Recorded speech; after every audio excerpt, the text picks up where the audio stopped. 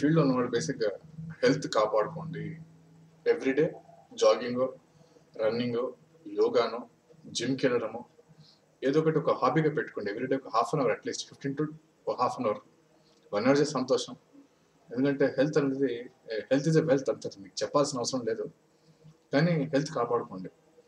Different లొకేషన్స్కి వెళ్తాం, అక్కడ different weathers ఉంటాయి, డిఫరెంట్ వాటర్ కండిషన్స్ ఉంటాయి. వాటిని మన ఫిజిక్స్ తట్టుకోవడం కష్టం. మనం షూటింగ్స్ లొకేషన్స్లో ఫారిన్కి వెళ్ళొచ్చు, చాలా కూల్ ప్లేసెస్కి వెళ్ళొచ్చు, చాలా హాట్ ప్లేసెస్కి వెళ్ళొచ్చు.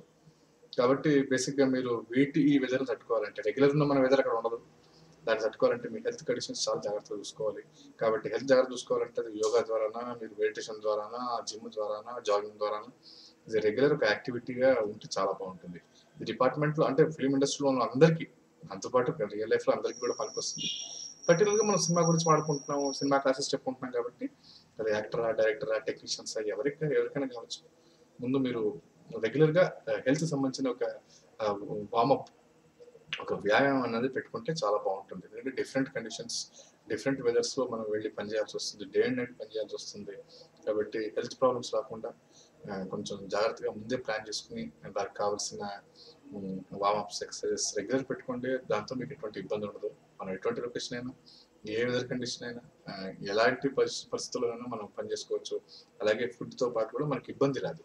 కాబట్టి please keep in mind, health consciousness జాగ్రత్త పెట్టుకోండి, హెల్త్ని కాపాడుకోండి.